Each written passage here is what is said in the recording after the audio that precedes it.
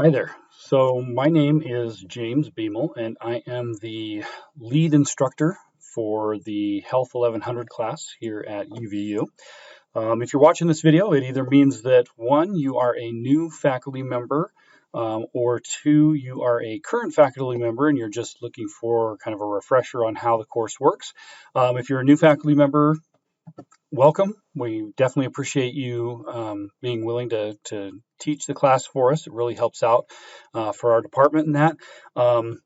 If you're a current instructor, welcome back. And again, thank you for continuing to teach classes for us. I wanted to take a minute real quick and just orient you to the Health 1100 class. I know there are some questions about when is it going to show up in my my list of courses on Canvas. What do I need to do to get it ready to go and all that. Just to kind of put your mind at ease, most of the Canvas course, I would say probably 95% or more of the Canvas course is going to be done for you. You won't have to update a lot of material. But you will update small things, your personal information, contact information, stuff like that. But I'll walk you through that here in a second. When you, with the Health 1100 class, the way that it works is that I have a master course, which is master Canvas shell for Health 1100 that has everything in it for both the online and the face-to-face versions. We call this an ODS. You don't need to worry about that, but that's why if you look at the tab at the top of my screen here, you'll see that the tab says ODS. The course we're taking a look at here is the master shell, the master shell. Then what I do, UVU creates each individual modality. So we'll have one for the online classes. We'll have one for the face-to-face classes that are first block, the ones that are second block. We just have all these different what we call blueprints.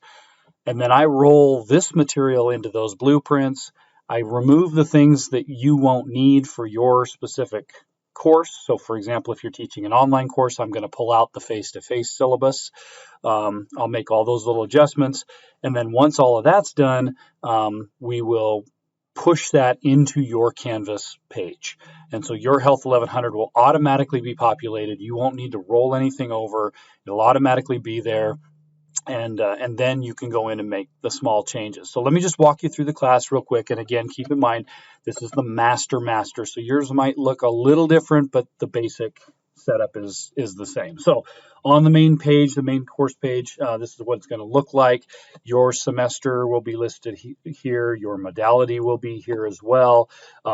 What's important is if you go down to the modules tab, this is where the students are going to spend most of their time. It's where you're going to spend most of your time as well as you're setting things up.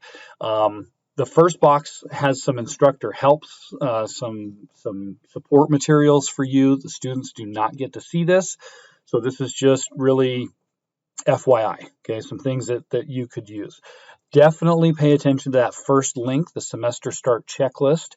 That's a Word document that when you open it up, it's going to have two sections. One will be for online classes, one will be for face-to-face classes, and it's going to tell you exactly what you need to do to get your class up and running, what you need to adjust.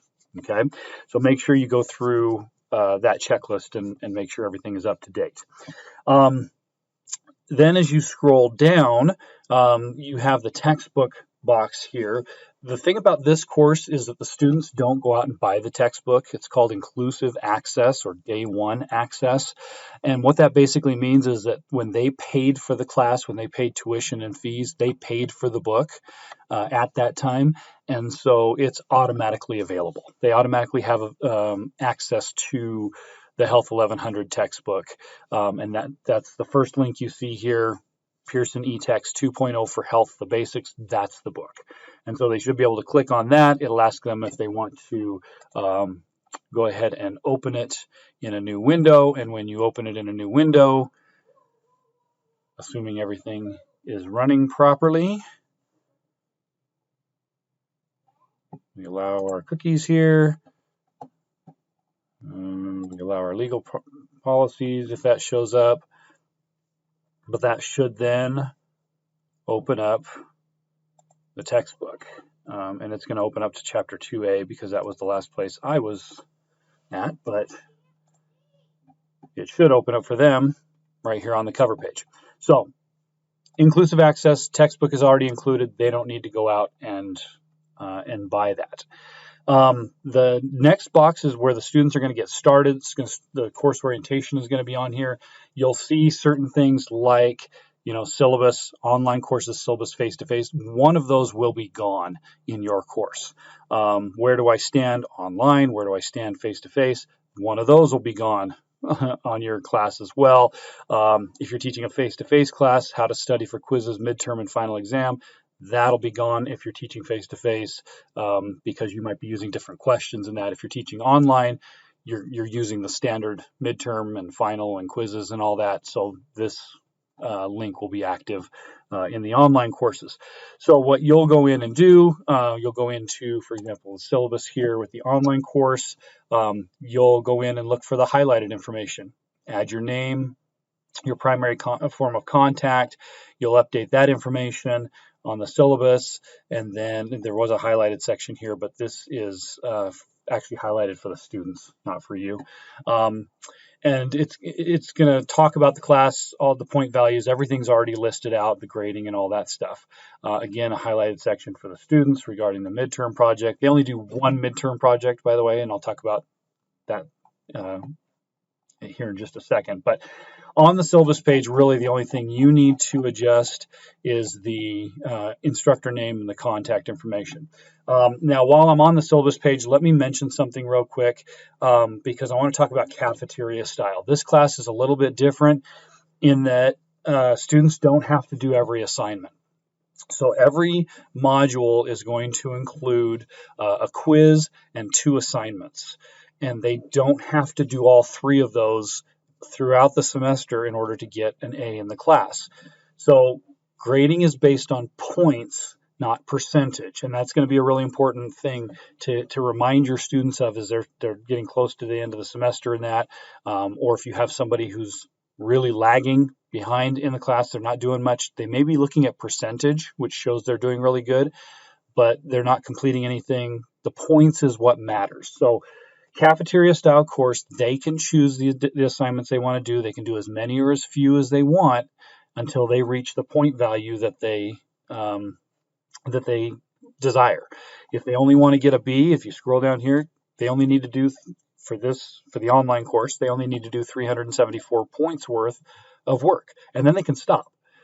They don't have to do anything after that. So if they want to do everything they can at the beginning of the semester and load their workload up and get that 374, 3/4 of the way through the semester and then just stop, they can. That's the way that this cafeteria style grading works. It also allows for flexibility. So if students get sick and they miss a module, they can make up those points by doing an extra assignment in the next couple of modules. So it allows for that flexibility along the way for the students. So pay attention to the points. That's what's really important. That's what we really want to get across to the students, and that's what this whole section here is talking about. Pay attention to the points. That's what's important, not the percentages, okay, because it is cafeteria style. So once you've gone in and updated the syllabus, put in your information here and everything, you'll click Save down at the bottom, and that will save the syllabus. I'll go back to the modules page here, scroll down to that course orientation. So you'll update your information on the syllabus page, and then there's an instructor information page. And what you're going to want to do here is you're going to want to go in and edit. And I forgot to mention how you do that. Up here in the upper right-hand corner, click that edit button, and it'll open up the edit feature. Put in your name, add a picture, add your email. You can take off things that, like if you're teaching, if you're adjunct for us and you don't want them to have your office phone or your office location, then you don't have to put that on there. You can actually delete those lines off. And you can say, office hours, it's a face-to-face class, office hours are right before or right after class or whatever. Make sure, though, that they do have your email We usually prefer that students try to contact you through Canvas, do it through Canvas messaging. And the reason for that is that it just keeps a record that, like, if you were to ever leave UVU, we could go back and still access messages if students had an issue, a legal issue that had to require going back and looking at messages. We could still do that. So we really prefer that they use Canvas messaging rather than just your personal email, but you can put your personal email on there as well.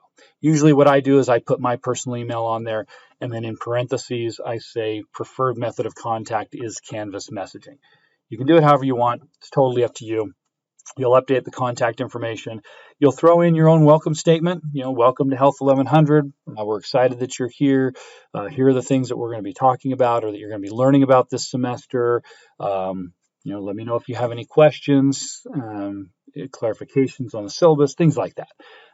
Throw in a little welcome statement, and then let them know what your education experience is. A lot of students like to know that their instructors are qualified to teach this class, and so by sharing your education, your experience, that really helps them to understand where you're coming from, basically. Okay, so you'll update that page. You'll click save. That updates your instructor information. After that, that's pretty much what I can think of right off the top of my head that you'll need to do. Like I said, if you go into this semester start checklist, there are going to be a few other little minor tweaks and stuff like that. So edit the syllabus, edit the instructor information page, create a welcome message. So this whole checklist basically just make sure that you're going to go through and check this off.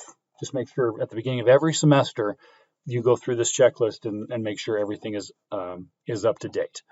Okay. Now, after that, the class gets started and students are off and running. You'll go into to grade their assignments in that. There's lots of different ways you can get into the assignments and get into grading and all that. It just depends on how you want to do it. This is just a look at the grade book. Of course, I don't have any students in this, so it's not going to look exactly the same as yours. But that's what your grade book will look like a big Excel spreadsheet with all the grades and everything. When you're on the main course page, over here on the right side, if people have submitted assignments, okay, over here on the far right side, those assignments will be listed there, and you can just click on those and it'll take you to SpeedGrader. And with SpeedGrader, you just go through each individual student and grade their assignment, and then click the little arrow to go over to the next student. If you have questions on grading, if you have questions on the cafeteria style, and any of that stuff, let me know. Definitely stay in contact with me. You should receive an email. You should have received an email from me that led you to this video in the first place. So definitely feel free to shoot me an email with any questions that you have about the course, or if your students have questions that you can't answer, feel free to send me an email. I'm definitely also open to any feedback that you have about the course, anything that you'd like to that you think should be in the course or should be taken out of the course or whatever. We always take that into consideration each semester. But other than that, welcome to Health 1100. Again, welcome to UVU if you're new, and let me know if you have any questions. Thank you.